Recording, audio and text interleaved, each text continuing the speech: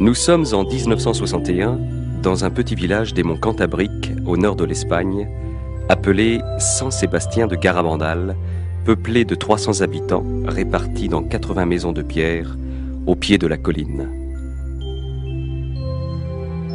Ce village, complètement isolé du reste de la région, vit encore comme au début du siècle. Les logements n'ont ni eau courante, ni chauffage, si ce n'est celui de la cheminée. Quant à l'électricité, elle n'est fournie que quelques heures le soir, et les équipements modernes comme la voiture, la télévision ou le téléphone font défaut. En effet, dans tout le village, on ne trouve pas un seul moteur. Les habitants subsistent en élevant du bétail et sont obligés de marcher plus d'1 heure pour arriver aux alpages. Tous les membres de la famille prennent part aux travaux de la ferme, comme ici, à la rentrée du foin qui sert de fourrage pendant les hivers rigoureux.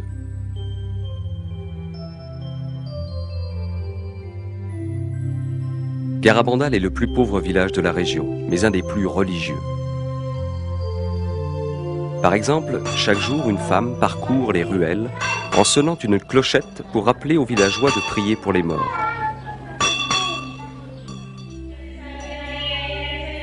Chaque soir, les habitants se retrouvent dans la petite église et récitent le chapelet et les litanies de la Vierge Marie.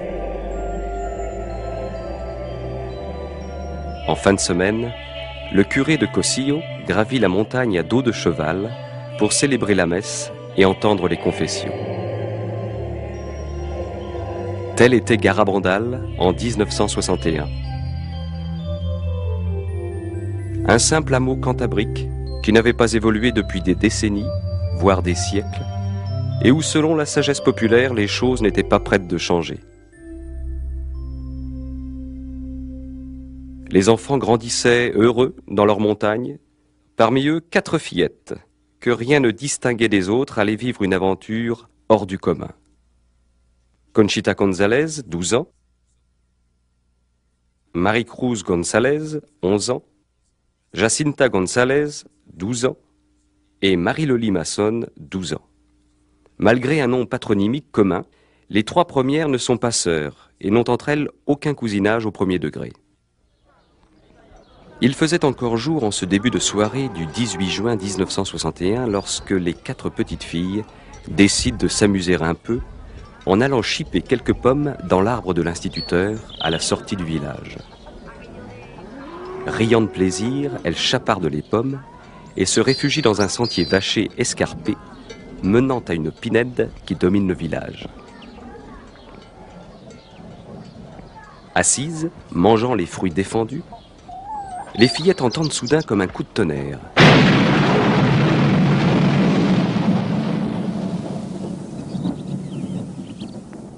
Et commencent à se sentir mal à l'aise d'avoir volé des pommes.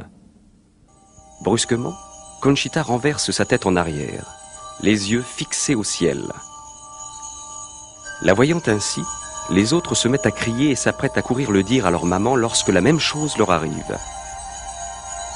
Un ange, enveloppé d'une vive lumière, se tient devant elle.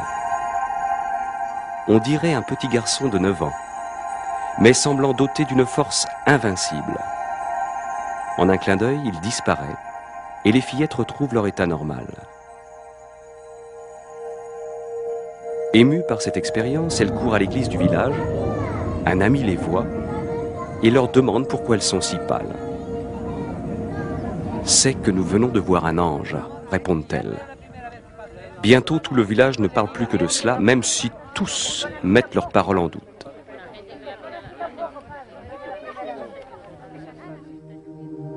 Les jours suivants, les fillettes revoient l'ange et le 1er juillet, celui-ci leur déclare « Savez-vous pourquoi je suis venu ? Pour vous annoncer que demain, la Vierge Marie vous apparaîtra sous le vocable de Notre-Dame du Mont Carmel. »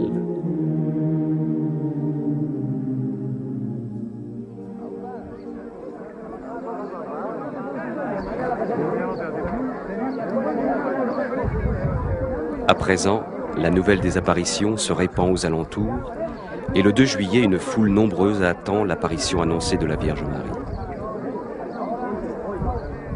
Vers 6 heures du soir, en chemin vers le lieu habituel des apparitions, les fillettes tombent soudain à genoux sur les pierres. Dans une lumière brillante, elles voient une belle dame, debout, accompagnée de 2 anges.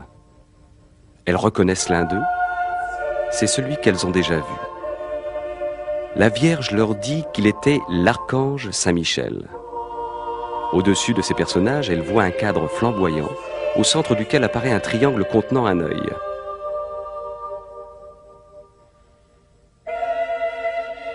Sans aucune crainte, les fillettes parlent avec la dame. Elles parlent de leur famille, des prêtres présents, des travaux ménagers ou des chants. La dame leur sourit.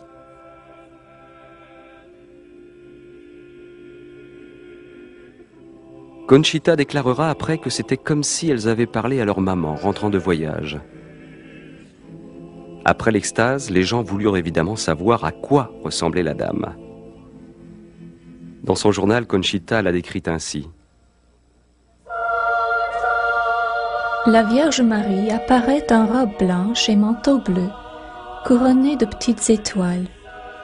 Ses pieds sont cachés, ses mains sont ouvertes. Elle porte un scapulaire sur l'avant-bras droit de couleur marron. Sa longue chevelure ondulée brun foncé est partagée au milieu. Elle a un visage ovale et un nez long et délicat. Sa bouche est très jolie, avec des lèvres plutôt charnues.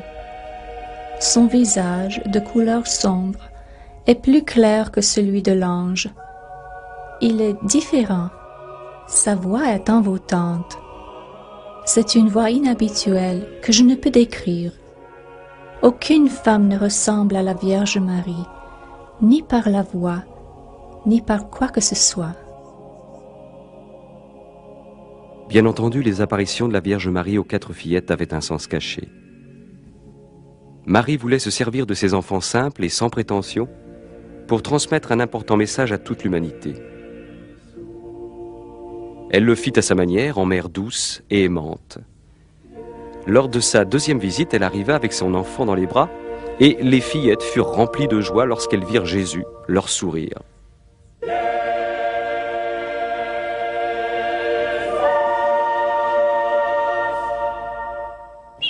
Au cours des premières apparitions, les fillettes présentèrent à la dame des petits cailloux. Elles dirent que la Vierge les bénissait en y posant ses lèvres, ajoutant qu'elle préférerait qu'on lui présente des objets à caractère religieux. Les gens réagirent en leur donnant leur chapelet, médailles, croix et alliances, pratique qui se maintint pendant toutes les apparitions. Le 4 juillet, Marie révéla son message aux fillettes en leur demandant de ne pas le rendre public avant le 18 octobre. La vérité sur les apparitions devait se faire d'abord pour que l'on croie au message. Il fallait des preuves et des preuves. Il y allait en avoir en abondance. Des médecins examinèrent les fillettes pendant leurs extases. Ils constatèrent que leur corps était dur, ni chaud, ni froid, insensible à la douleur, et subissait une incroyable augmentation de poids. 2 hommes, jeunes et forts, avaient de la peine à soulever l'une des fillettes alors qu'elles se soulevaient mutuellement sans effort pour pouvoir embrasser la dame. Elles étaient prévenues qu'elles allaient avoir une apparition par 3 appels intérieurs successifs de plus en plus fortement ressentis. Après le dernier appel, elles s'élançaient avec une jubilation visible vers leur rendez-vous céleste. Les appels arrivaient à toute heure du jour et de la nuit, mais si les fillettes allaient se coucher, la Vierge ne venait pas. Conchita dut rester éveillée tard, bien des fois, à attendre le dernier appel de la Vierge.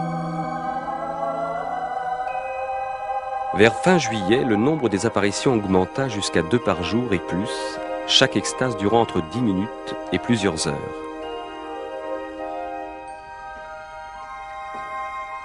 Le visage des fillettes était transformé d'une beauté intérieure surnaturelle. Certains observateurs étaient si émus qu'ils n'osaient s'approcher d'elles. Début août, de nouveaux phénomènes se produisirent. Alors que les fillettes étaient à genoux en extase, il arrivait qu'elles tombent tout à coup à la renverse, la tête allant même toucher le sol. Parfois, elles tombaient toutes les 3 en même temps, belles comme des statues, mais sans que leurs vêtements soient jamais froissés ou leur maintien inconvenant. Le bruit de ces chutes, qui impressionnait tous les témoins par son volume et sa sécheresse, s'explique du fait qu'elles tombaient sur des surfaces dures et que leur propre corps était devenu dur comme un granit.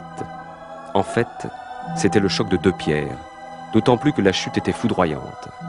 Mais elle ne se faisait jamais mal et se relevait sans céder ni des bras ni des mains. Pendant l'extase, elle se mettait à marcher soit en avant, soit à reculons, soit debout, soit agenouillée, traversant le village, les yeux fixés au ciel et par conséquent ne pouvant voir les obstacles au sol. Pourtant, remarquez comme Marie-Loli évite soigneusement une pierre saillante. Parfois, elle se déplaçait si vite que même en courant à toutes jambes, les jeunes hommes du village ne pouvaient les rattraper. Après l'extase, elle n'était ni essoufflée, ni en sueur, ni fatiguée, et leur pouls était normal. Lors de ces courses extatiques, elle pouvait s'arrêter net, défiant les lois de la physique, alors que ceux qui essayaient de ne pas se laisser distancer les dépassaient, emportés par l'élan de leur course.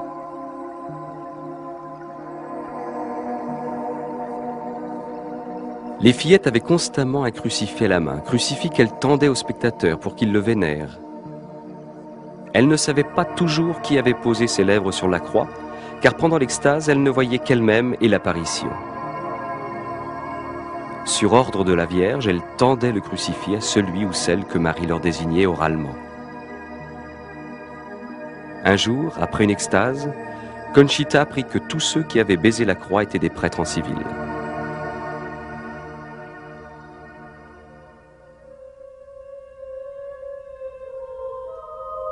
Parmi les nombreux prêtres montés à Garabandal pour se rendre compte des événements se trouvait un jésuite, le père Luis Maria Andreu. C'était un jeune et brillant professeur de théologie qui passait pour un saint prêtre. Lors de sa première venue au village, le père Andreu était sceptique. Mais après avoir observé de près les fillettes en extase, il comprit qu'il se passait là quelque chose de sérieux.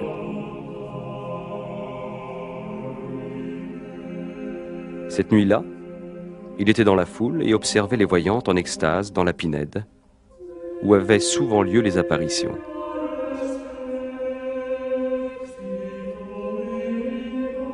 Tout à coup, son visage se tendit. Son front ruissela de sueur et il s'écria « Milagro! Milagro! Milagro! Milagro !»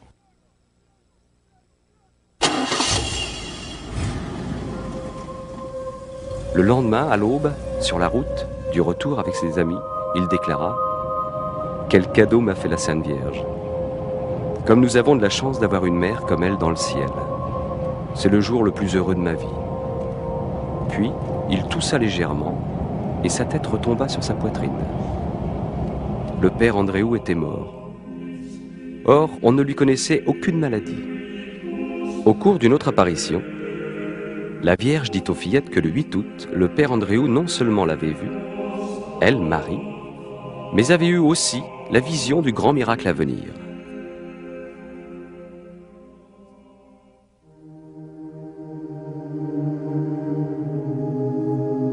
Quand elles étaient en extase, l'un des lieux où les voyantes se rendaient le plus souvent était l'église du village, où elles priaient devant le tabernacle. Malheureusement, cela posa des problèmes. Les foules qui les suivaient à l'intérieur faisaient tellement de bruit que l'évêque fit fermer l'église.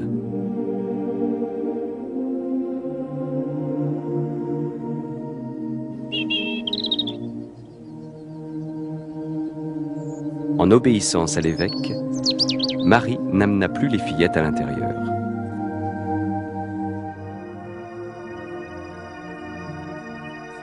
En ce début d'octobre 1961, les extases des 4 enfants restaient toujours un mystère pour tous.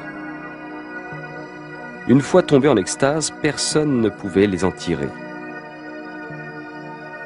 On avait beau les pincer, les piquer avec des épingles, les brûler avec des allumettes ou leur verser du sable dans les yeux, rien n'y faisait. De puissants flashs d'appareils photo actionnés à quelques centimètres ne les faisaient pas sciller. Elles se mouvaient avec rapidité et précision en avant ou à reculons sans même voir où elles allaient, le cou tendu en arrière, ce qui aurait dû leur couper le souffle. Particulièrement étonnantes étaient les descentes nocturnes à reculons, depuis la pinède escarpée jusqu'au village, à une vitesse vertigineuse parmi les broussailles et les massifs de ronces. Des milliers de fois, les fillettes rendaient les objets bénis par la Vierge à leurs propriétaires qu'elles ne connaissaient pas sans la moindre erreur. Ces objets étaient en général empilés sur une table dans la maison de l'une d'entre elles, en son absence. Elles ne pouvaient donc identifier leur possesseur. Mais cela n'était pas un problème. Les petites voyantes prenaient les objets, les présentaient à la dame, puis, ne quittant pas celle-ci des yeux, se frayaient un passage à travers la foule, jusqu'à ce qu'elles en trouvent le propriétaire. C'était une expérience émouvante pour une personne que de voir son chapelet, sa médaille ou son alliance lui revenir de cette mystérieuse façon. Beaucoup pleuraient, quelques-uns s'évanouissaient. Pendant les extases, les fillettes priaient différemment de leur façon habituelle. Écoutons un enregistrement original de deux d'entre elles, récitant tout en marchant les yeux fixés sur leur vision le « Je vous salue Marie ». Y bendito es el fruto de tu vientre, Jesús.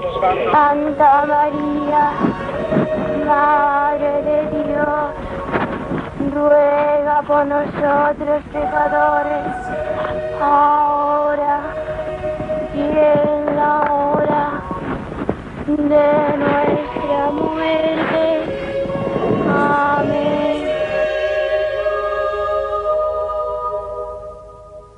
Elles chantaient des hymnes qu'elles ne connaissaient pas et avec l'aide de Marie composèrent de charmants petits couplets.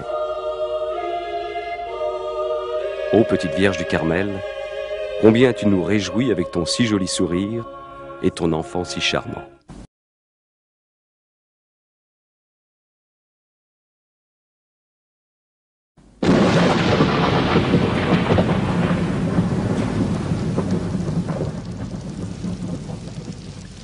Le 18 octobre arriva, jour que les fillettes avaient annoncé comme étant celui où elles allaient donner le message de la Vierge. C'était un jour épouvantable, avec coups de tonnerre, éclairs et pluie glaciale. Des centaines de gens avaient fait l'effort de venir, espérant assister à un événement important.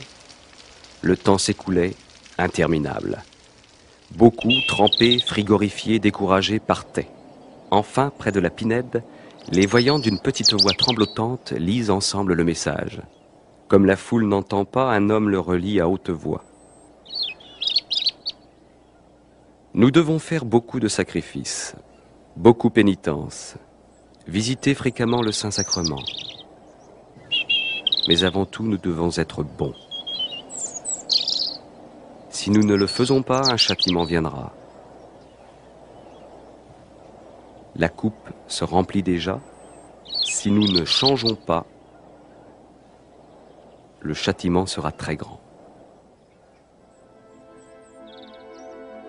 Beaucoup repartirent déçus car ils attendaient autre chose, beaucoup plus spectaculaire. Mais tel était le message. Bref et à propos. La plus aimante des mères venait dire à ses enfants en un langage simple ce qu'ils devaient faire pour éviter le châtiment de Dieu, qui dépasserait tout ce que l'on pouvait imaginer.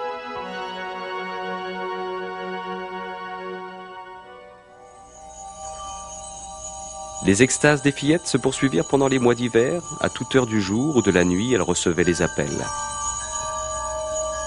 Les injonctions de la Vierge Marie à la conversion, au changement de vie par la pénitence et les sacrifices étaient graves. Dès qu'elles tombaient en extase, les fillettes ne sentaient plus rien. Lors d'une forte tempête de neige, des amoncellements de neige se formèrent sur les bras tendus de Conchita. Elle restait impassible. Une autre fois, elle ne réagit pas à l'impact des grêlons qui frappaient de plein fouet ses yeux grands ouverts. Durant le printemps et l'été 1962, les visites de la Vierge et de Saint-Michel se poursuivirent. S'il n'y avait pas de prêtre disponible au village pour donner la communion aux fillettes, Saint-Michel la leur apportait. L'hostie était seulement visible pour elles. Il leur apprit à la recevoir avec respect, d'abord à bien se préparer, puis à communier et enfin à faire l'action de grâce. Mais les prêtres étaient sceptiques sur ces communions invisibles pour le public. Comment pouvait-elle recevoir la communion d'un ange alors que seul un prêtre avait le pouvoir de consécration? Les fillettes posèrent la question à l'ange. Il leur dit qu'il prenait les hosties dans les tabernacles de la terre.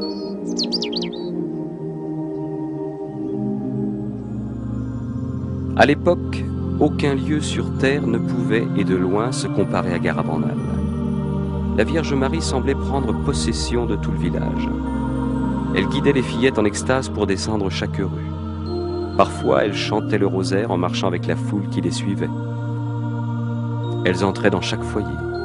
Lorsqu'elles arrivaient à une maison où un malade était alité, elles s'agenouillaient et priaient, présentant le crucifix au malade. Si elles arrivaient à la maison d'une veuve ou d'un veuf, elles priaient devant une photo du défunt ou faisaient le signe de croix sur l'oreiller du lit vide. Elles posaient le crucifix sur la bouche des nouveau-nés.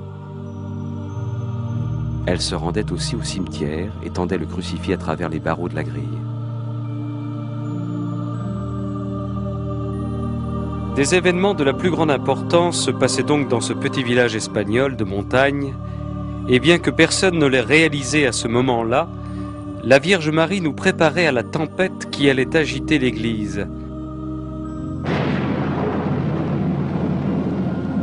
Elle était venue réaffirmer en personne tous les principes enseignés par l'Église, et tout ce qu'elle dit aux fillettes s'adressait à tous les chrétiens.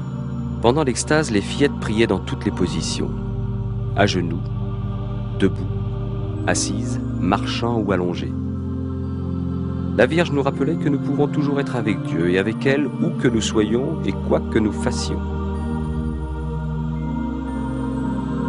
Notre Seigneur et notre Mère du Ciel veulent être associés à tout ce que nous faisons, que nous travaillions à la maison, au bureau ou au volant de notre voiture. Lorsque les taxis qui amenaient les gens à Garabandal étaient stationnés dans le village, les fillettes en extase venaient avec leur crucifix et faisaient le signe de croix sur les pare-brises. Tout avait son importance pour Marie. Elle s'intéresse même à nos vaches, déclara Marie Loli après une extase. Par l'intermédiaire des enfants, Marie nous a appris comment agir envers notre prochain. Si l'une d'elles perdait sa chaussure au cours d'une marche extatique sur le terrain accidenté, la Vierge demandait que l'une d'entre elles la remette à son amie. Parfois, alors qu'elles marchaient deux par deux en traversant le village, elles se séparaient, chacune prenant un itinéraire différent, mais toutes deux restaient en extase, et lorsqu'elles se retrouvaient, elles s'embrassaient. Chaque fois qu'elles marchaient ensemble, elles allaient bras dessus, bras dessous, ou main dans la main. Qui donc était cette dame de lumière qui agissait de manière si simple et si puissante à la fois dans le petit hameau des montagnes de Garabandal? Ceux qui n'ont jamais tout à fait compris son rôle n'avaient qu'à regarder le crucifix qu'elle demandait aux fillettes de présenter aux assistants. Elle était la mère du Christ et n'avait qu'un désir: nous conduire à son Fils Jésus, sauveur de l'humanité.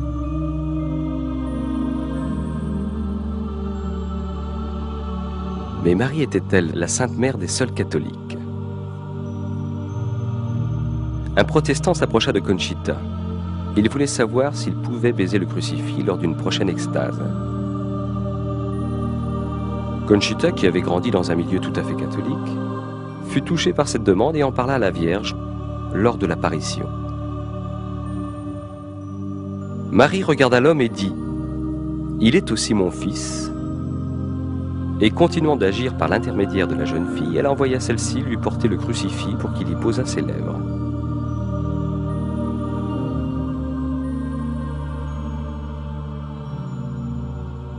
Tout ce que les fillettes vivaient alors devait leur paraître avoir un avant-goût du ciel.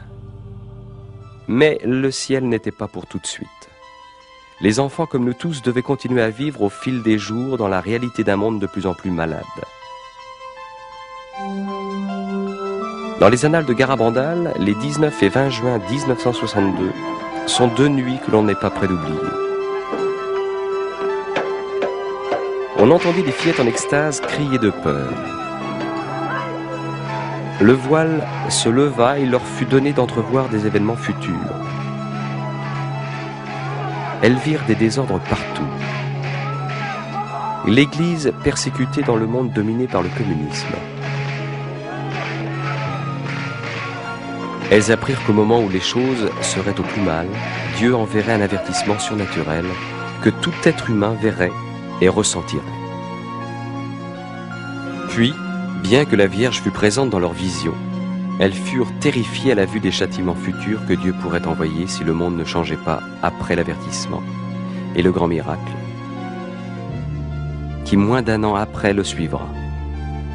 À la demande de la Vierge, les villageois présents, c'est-à-dire pratiquement tout le village, se tenaient à distance.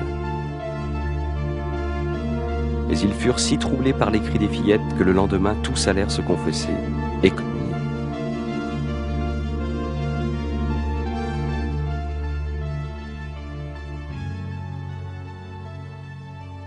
À un certain moment, les petites voyantes intercédèrent auprès de la Vierge et de Saint-Michel pour que se produise un miracle, afin de convaincre ceux qui ne croyaient pas encore à l'origine surnaturelle de ces apparitions.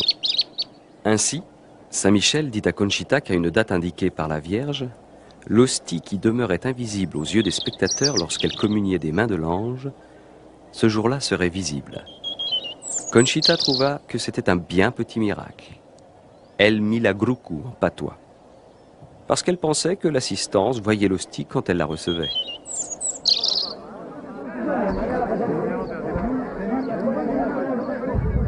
Le jour annoncé, 15 jours avant, par Conchita arriva. Plusieurs centaines de personnes étaient au village, mais l'attente fut longue et pénible, aussi beaucoup s'en allèrent. Alors, vers 1h30 du matin, le 19 juillet 1962, Conchita, sortie de chez elle, en extase, tourna au coin de la rue, et au moment où la foule se pressait autour d'elle, tomba à genoux dans une ruelle adjacente.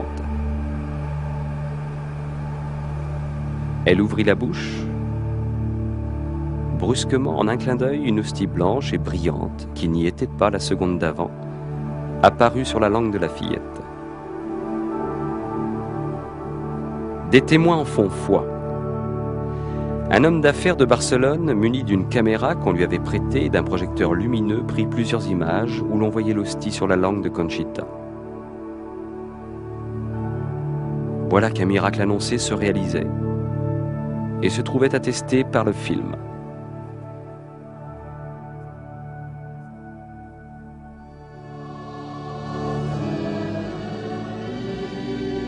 En décembre 1961, à 1500 km de Garabandal, un autre événement allait avoir des répercussions au sein de l'Église.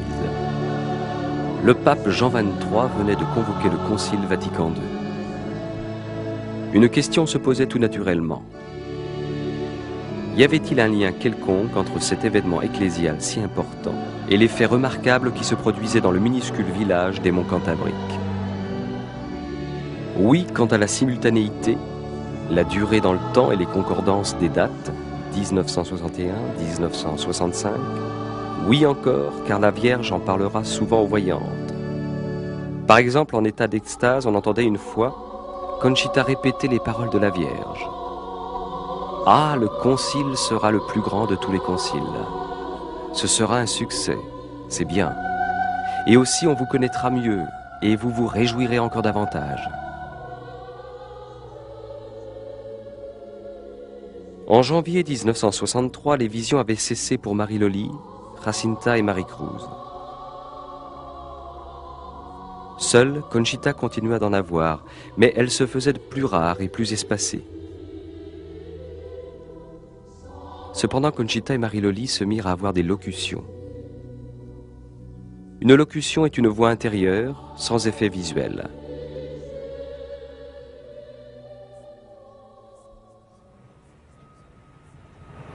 Un certain jour de 1947, Joe Mangino était en train de gonfler une roue d'automobile. Le pneu explosa et il reçut la jante en pleine figure. Le choc lui sectionna les nerfs optiques et olfactifs. Après une longue et pénible période de réadaptation physique et psychologique, en 1961, il s'en sortit. C'était un homme d'affaires accompli, mais extrêmement fatigué par une surcharge de travail. Son médecin lui conseilla de prendre des vacances en Europe. Il quitta donc son domicile à Lindenhurst, New York, avec des parents, et alla voir son oncle en Italie du Sud.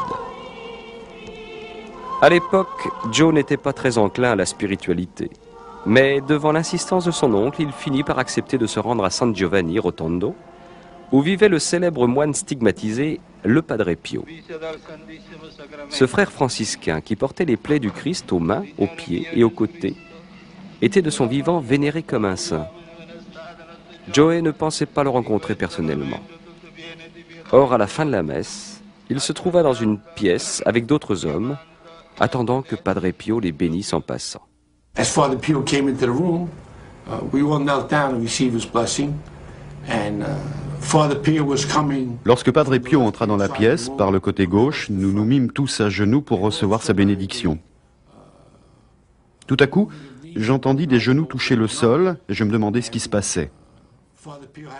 Le Père Pio s'étant agenouillé, il me prit dans ses bras, il m'embrassa sur le front, il me dit « Joe, je suis si heureux de te voir ».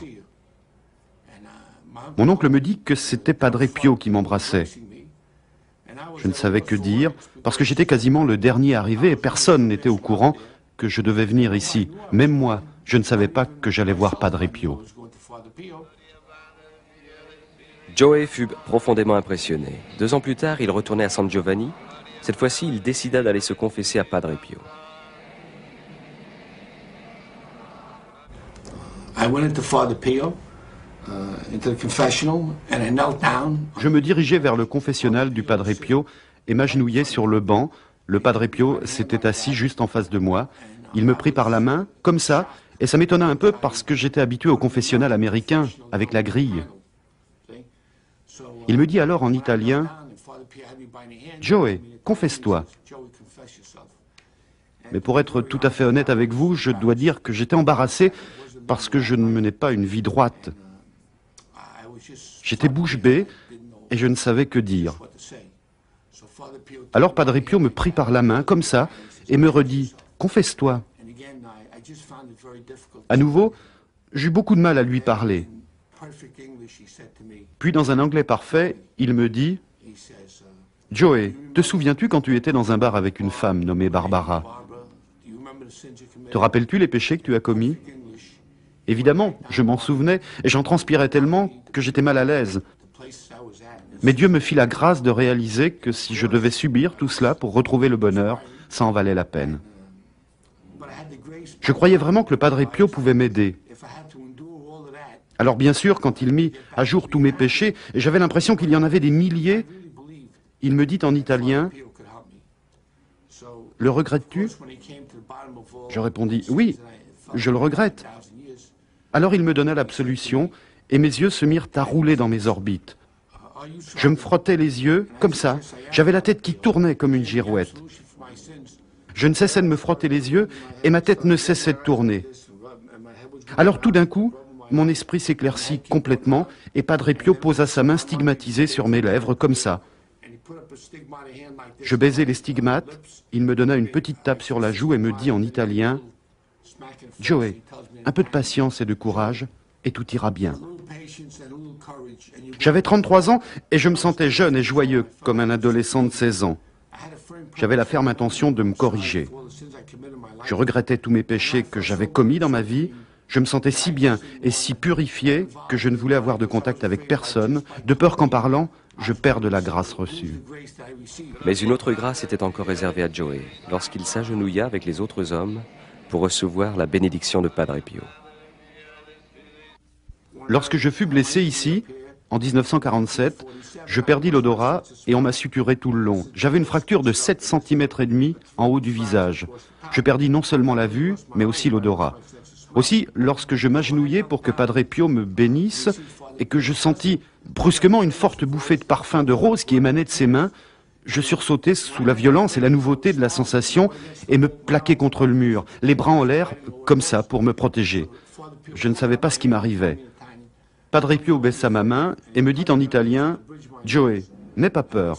Et il me toucha comme ça le bout du nez et je retrouvai l'odorat que j'avais perdu depuis mon accident en juin 47, 16 ans auparavant. La paix et la joie envahirent Joey et il ne voulait pas quitter San Giovanni. Mais son compagnon de voyage lui rappela qu'ils avaient convenu de passer une partie de leurs vacances à un endroit nommé Garabandal. Lorsque Mario me rappela que nous devions partir pour Garabandal, je dis « Mario, comment sais-tu que c'est vrai?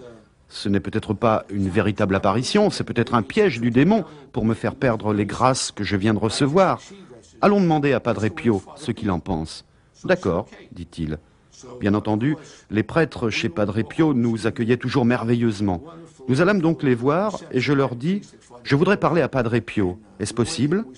Le prêtre répondit « Mais oui, Joey. » Alors nous avons pris rendez-vous et sommes revenus dans la journée. Nous saluâmes Padre Pio dans le cloître, je m'agenouillai et demandai « Padre Pio, est-ce vrai que la Vierge apparaît aux 4 petites fillettes de Garabandal ?» Il répondit « Oui. » Et je dis « Padre Pio, dois-je y aller ?» Il répondit « Mais oui, pourquoi pas ?» C'est comme ça que tout s'est passé, ayant reçu l'assurance de Padre Pio qu'effectivement la Vierge apparaissait et qu'il me permettait d'y aller. Je n'ai plus eu peur et j'y suis allé.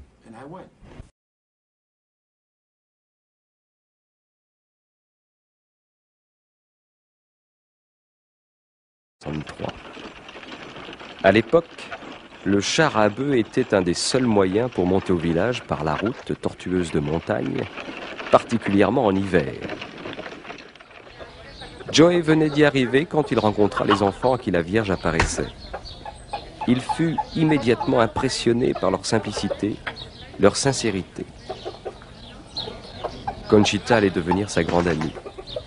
Joe fut également frappé par le message et le besoin de le faire connaître. Mais il se sentait handicapé par son infirmité.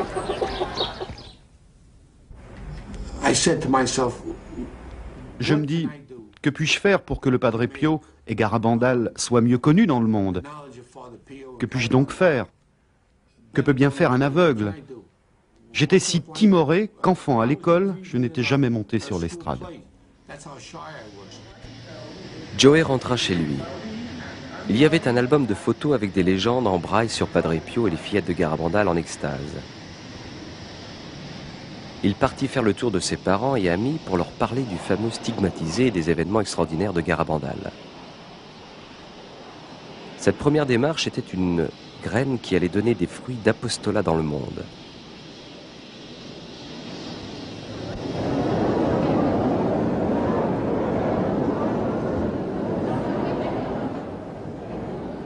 Le 26 décembre 1962, puis début de juin 1963, Conchita stupéfia ses auditeurs par cette prophétie.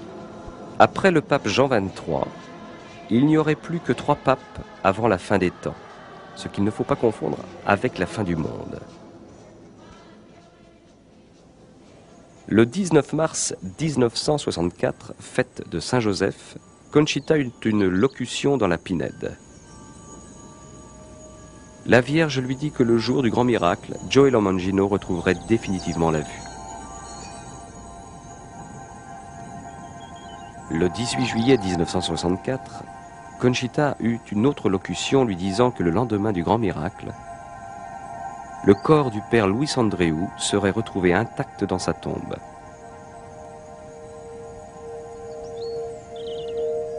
Au tout début janvier 1965, Conchita eut une extase de 2 heures près des pins, au cours de laquelle la Vierge lui révéla la nature de l'avertissement que Dieu enverra pour purifier le monde précédant le grand miracle.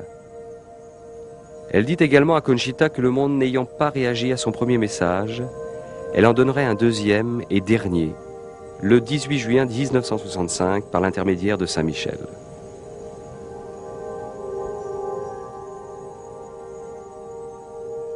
Voyons maintenant les grands événements annoncés à Garabandal. Il y aura d'abord l'avertissement. Chacun sur terre le verra dans le ciel, puis le ressentira intérieurement. Nul n'y échappera. Quand il surviendra dans un proche avenir, un moment où le monde sera en plein bouleversement, tout sera comme suspendu, arrêté, silencieux. Chacun de nous reconnaîtra alors le mal qu'il a fait et le bien qu'il a omis de faire. Cette prise de conscience sera extrêmement douloureuse, au point que certains souhaiteraient mourir plutôt que d'en subir les effets trop longuement.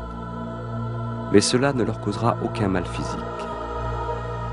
Si quelqu'un en meurt, ce sera seulement sous le choc de l'émotion. L'avertissement servira de purification en vue de rectifier la conscience du monde, a dit la Vierge, et de la préparer à recevoir le grand miracle.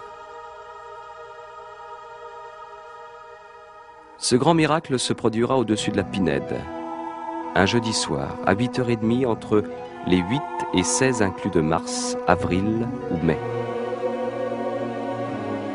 Conchita en connaît la date et l'annoncera 8 jours à l'avance. Coïncidera avec la fête d'un martyr de l'Eucharistie ainsi qu'avec un heureux événement dans l'église. Le verront tous ceux qui seront dans le village et sur les montagnes environnantes.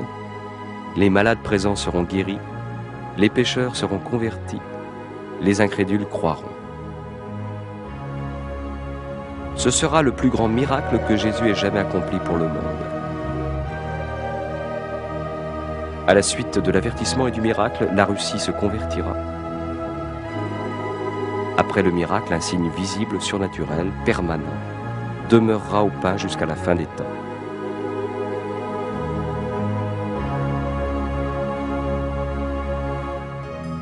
Si le monde ne change pas après ce miracle, Dieu enverra le châtiment. Il sera bien pire que tout ce que l'humanité pourrait s'infliger à elle-même et sera la conséquence de ses propres crimes.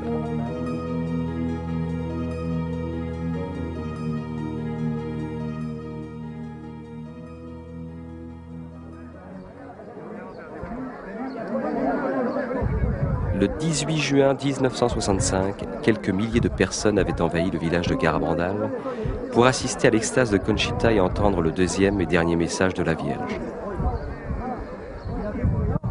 Une fois encore, la foule dut attendre. Tard, dans la nuit, Conchita entra en extase. Elle tendit la croix aux lèvres de 3 personnes, puis Saint Michel lui transmit le message. Comme on n'a pas accompli, ni fait connaître au monde mon message du 18 octobre, je vous annonce que celui-ci est le dernier. Auparavant, la coupe se remplissait. Maintenant, elle déborde. Beaucoup de cardinaux, d'évêques, de prêtres vont par le chemin de la perdition et entraînent beaucoup d'âmes avec eux. On donne de moins en moins d'importance à l'Eucharistie. Vous devez éviter par vos efforts la colère de Dieu sur vous. Si vous lui demandez pardon avec une âme sincère, il vous pardonnera. Moi, votre mère, par l'intercession de l'archange Saint Michel, je vous demande de vous amender. Vous voici au temps des derniers avis. Je vous aime beaucoup et je ne veux pas votre condamnation. Priez-nous sincèrement et nous vous exaucerons. Il faut vous sacrifier davantage. Pensez à la passion de Jésus.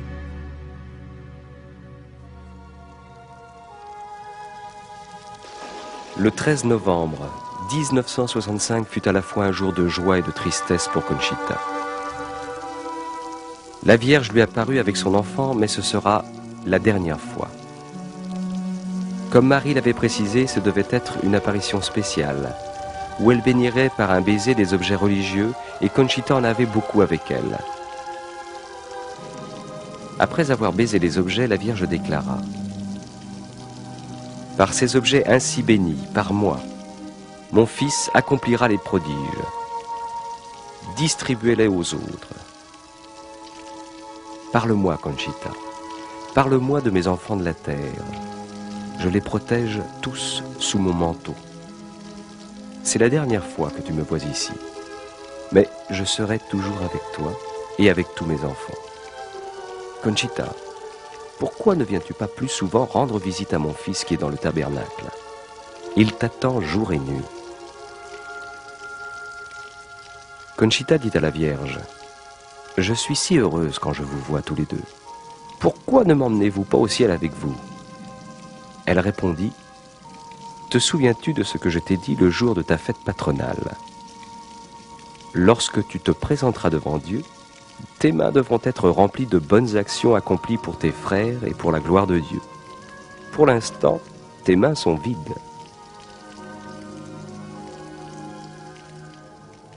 Tout était fini.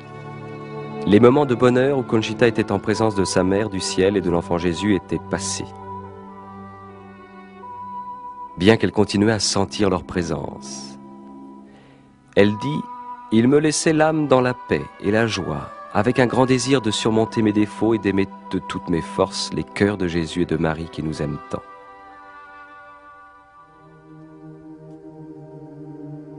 Ce que la Vierge avait dit des objets sur lesquels elle avait posé un baiser se réalisa. On continue de rapporter des guérisons physiques et d'autres faveurs survenues dans diverses parties du monde. Beaucoup proviennent d'une médaille que Conchita donna à Joey Lomangino. Elle a été vénérée par des milliers de gens dans diverses parties du monde au cours de nombreuses années d'apostolat de Joey. Que dit la science médicale des extases des petites voyantes?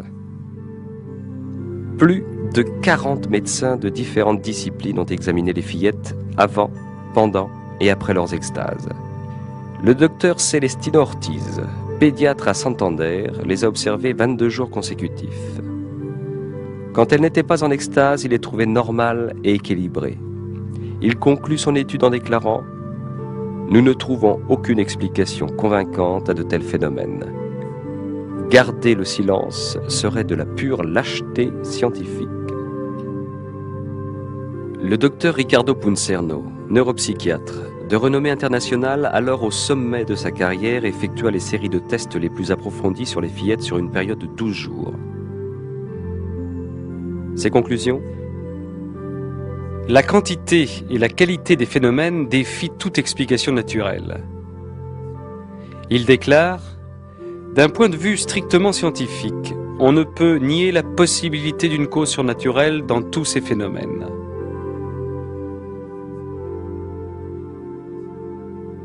En 1961, le docteur Luis Morales, psychiatre à Santander, avait été nommé par l'évêque expert médical principal d'une commission constituée pour étudier ces apparitions.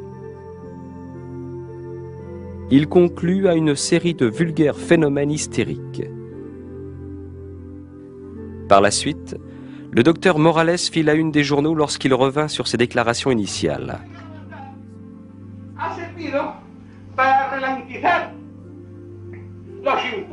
Le 30 mai 1983, avec la permission de l'évêque, il donna une conférence publique à l'Athénéo, la plus grande salle de Santander. Il exposa à la foule les raisons qu'il avait de croire à l'authenticité surnaturelle des apparitions de Garabandal.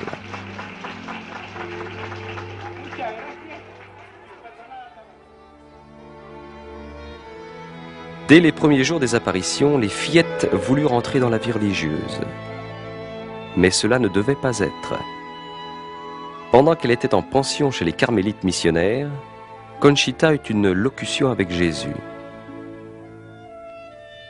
Il lui dit qu'il ne désirait pas qu'elle se fasse religieuse, mais qu'elle reste dans le monde pour porter témoignage.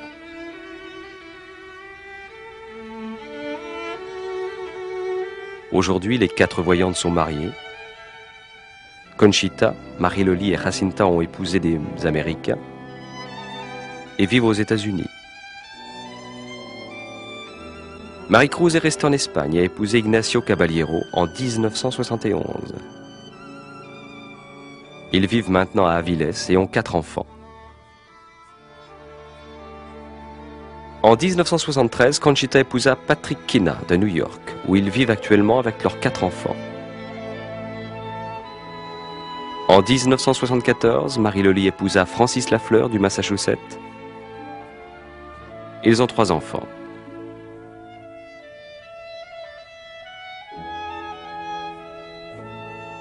En 1976, Jacinta épousa Jeffrey Moynan de Californie, qui travaille dans la marine. Ils ont une fille.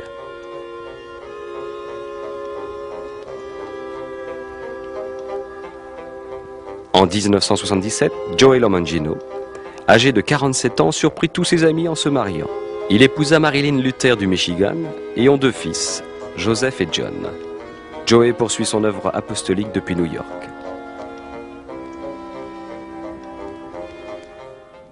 En apparaissant à Garabandal, la Vierge Marie, reine des prophètes, est venue apporter un message vital pour l'humanité. Au passage, elle mit l'accent sur certains aspects de la pratique religieuse. Par exemple, l'importance du Saint-Sacrement fut soulignée par Saint Michel, donnant aux fillettes la communion invisible. La preuve de la vérité surnaturelle des apparitions par le miracle de la communion visible, El Milagruku. L'insistance de Marie pour que le croyant fasse de fréquentes visites au Saint-Sacrement. Quand les fillettes sortaient en extase de l'église, elles ne tournaient jamais le dos au tabernacle, elles sortaient à reculons. Dans ces 2 messages, la Vierge rappelle l'importance de la présence réelle du Seigneur dans l'hostie. Tant que durèrent les événements, Marie ne cessa d'exhorter les fillettes à prier pour les prêtres. La Vierge a choisi d'apparaître à Garabandal comme Notre-Dame du Mont-Carmel, titre étroitement lié au scapulaire brun. Elle parla de l'importance qu'il avait et le portait à son poignet lors des apparitions. Le scapulaire est un signe de consécration à la Mère de Dieu. Ceux qui le portent avec foi et dévotion peuvent être assurés de sa maternelle protection à l'époque où nous vivons. La prière et le chapelet occupent une place importante dans les événements de Garabandal. Elle tint à leur apprendre le sens des mystères du rosaire, la façon de prier. Lentement, en pensant à chaque mot. Dès qu'elle le surent correctement, Marie se joignit à elle, « Ô gloire soit au Père ». La signification des objets sacramentaux tels que les crucifix, les chapelets, les médailles et alliances matrimoniales se trouvaient renforcées par le désir de la Vierge de les baiser et de leur conférer des pouvoirs spéciaux de guérison et de conversion. Le message de Garabandal est la solution du ciel aux crises de notre temps. Désormais, tout dépend de nous et notre réponse sera déterminante pour l'avenir de notre génération.